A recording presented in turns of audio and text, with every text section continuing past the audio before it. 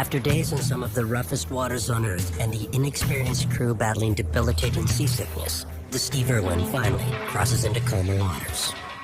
The ocean is pretty much like a lake right now, so I think it'd be very shameful to be feeling pukey right now. Pretty calm water. Everyone's back in action, which is good. Good to have Zin back aboard. It's not a bad view. As seasickness subsides on board the Steve Irwin, appetites and crew morale return. Seasickness is a thing in the cause.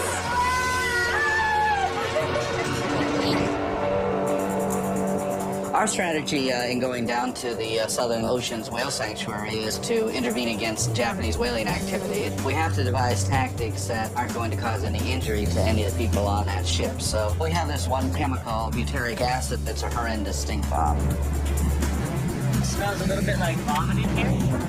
That's from last year's campaign. It just kind of leaks out of the bottles. You're gonna be barehanded. I don't want to see anybody have any gloves on. So you take off your throwing hand and you hold that bottle in your hand. We cannot drop them on this boat. If it slips out, this boat will be unlivable.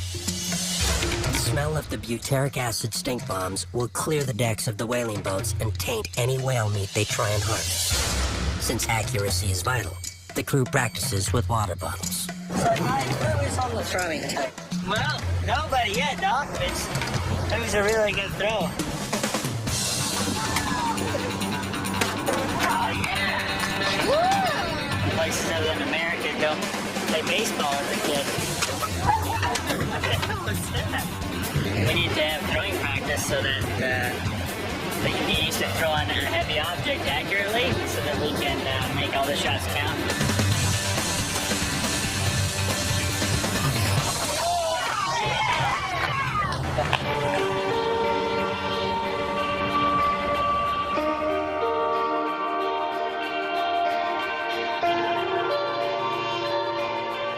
Antarctica is probably the most beautiful place on Earth. Icebergs of incredible shapes and colors. I'm not a spiritual kind of guy, but I mean, this is as close as it gets for me. This is the most beautiful iceberg I've ever seen in my life. I tried to convince Paul to strap it to the boat and look at it every day, but he didn't like that idea. Next time. It's just absolutely amazing. Wildlife, whales, penguins, leopard seals. Whoa, look at that. The great thing about it, it's the last untouched wilderness on the planet. It's not uncommon to see tabletop icebergs bigger than the city of Los Angeles, for example.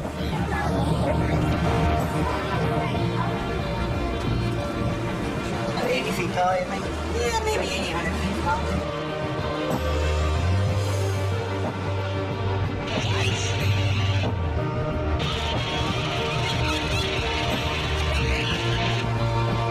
As the eyes and ears of the ship, the helicopter is one of the Sea Shepherd's most important tools in their relentless hunt to find the Japanese whaling fleet. It allows them to search miles beyond their radar capabilities.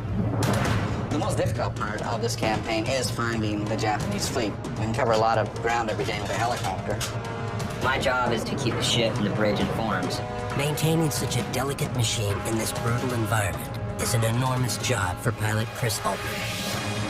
When I'm here, I only think about the helicopter, really. So it's hard to get someone to be as focused as I would be. And it turned out that Potsy's quite an aviation buff. So he has decided to take a chance on galley cook Potsy and promote him to helicopter deck chief. It's a nice change to be outside here and working on the chopper. That's a little less stressful. Everyone's happy. So it really worked out good for me and for Potsy.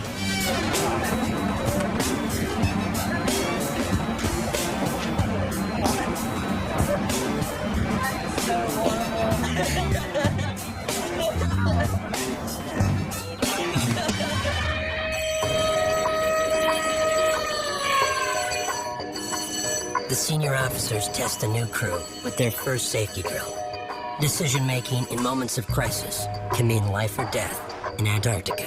When the bell rings, you gotta get your tail down here with your life jacket. Paul Watson has his life jacket. I have mine. Lifeboats will be released on the captain's orders. And if he's dead, on my orders. If we lose somebody, it's not going to help the movement, it's not going to help the ship, it's not going to help anything we're doing. It's scary, not knowing how your body's going to handle hypothermia or die. We're going down one of the most remote, desolate, cold areas of the world. If you fall overboard, you will die. Even if we find you, you will already have frozen to death. If we get a serious injury, I haven't got the gear to get your heart going again, I haven't got the monitoring gear to monitor your heart either. You might end up with a warm, dead person rather than just a cold, dead person. We're surrounded by a cold ocean. We've got people who haven't worked together as a team for very long, and those are the ingredients for a possible mishap. The first training exercise is to launch the inflatable boats, the Delta and the Zodiac. Crucial tools in attacking the Japanese whalers. Well, these Zodiacs are like, weapon stuff. We can get close to the whalers, we can get close to the factory ship. Hopefully we can get it running properly. Wait for Dave. In a minute, I'm going to go down and roast him out of the galley. We go roast him out, Ryan? You want me to do it? Yeah, you want to go dig?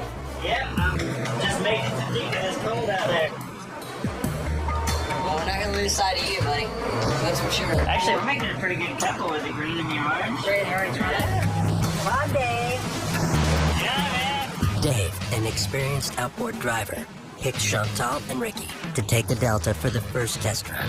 I have the opportunity to ride on the Zodiac, although I have had some reservations, I guess. I'm sure I'll be fine though. I feel extremely lucky and proud to be a part of the Delta team. Dave and his team will practice launching the Delta while the ship is moving, just like they will have to do in battle. All right, now give me a little. Let's get it.